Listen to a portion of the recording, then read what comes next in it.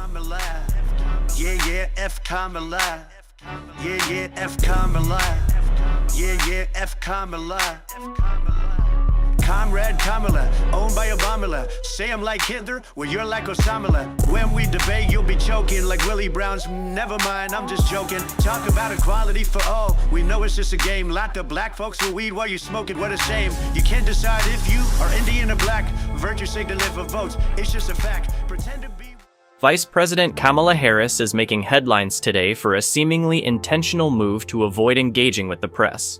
Upon her departure to Detroit, Harris was seen exiting her motorcade with a pair of wired headphones, which she kept on as she moved swiftly past the gathered reporters. It's hard to imagine anything more unpresidential than Kamala Harris stepping out of her motorcade, deliberately wearing headphones to avoid answering questions from the press.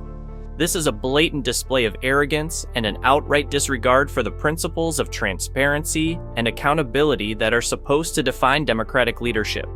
The vice president appeared focused to not make eye contact as she entered the plane. With the headphones securely in place, she walked directly to her airplane without acknowledging the media presence or answering any questions. This action has sparked speculation about Harris's relationship with the press and her approach to media interactions. It is not uncommon for politicians to avoid impromptu exchanges with reporters, especially following long trips. But Harris's use of headphones to block out questions is being viewed by some as a deliberate signal.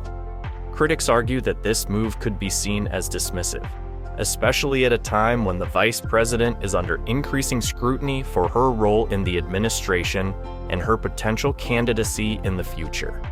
As the 2024 election season heats up, every move by high-profile politicians like Harris is closely watched and scrutinized.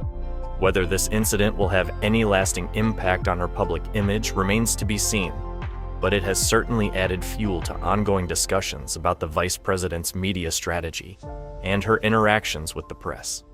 For over 6 weeks now, since becoming the Democratic candidate, Kamala Harris has avoided holding a single press conference or having a one-on-one interview without Tim Walz as her emotional support animal. This isn't just unusual, it's an insult to the American people. A candidate for the highest office in the land owes it to the public to be open, accessible, and willing to answer tough questions. But instead of engaging with the media and the citizens she claims to want to serve, Harris is hiding behind staged events and scripted appearances. This kind of behavior is fundamentally undemocratic. It suggests that Harris believes she's above the scrutiny that comes with running for president, and that she doesn't need to answer to the voters or the press. This kind of arrogance is not just troubling, it's dangerous. It shows a complete lack of respect for the democratic process, and for the American people who deserve to know exactly who they're voting for. By ignoring the press and avoiding accountability, Harris is not just disrespecting the role of the media, she's disrespecting every single American citizen. This is a clear sign that if she were to take office, we could expect more of the same: closed doors, dodged questions, and a leader who believes she's above the rest of us. America deserves better. The presidency requires openness, transparency, and respect for the democratic process, qualities that Kamala Harris is showing she does not possess.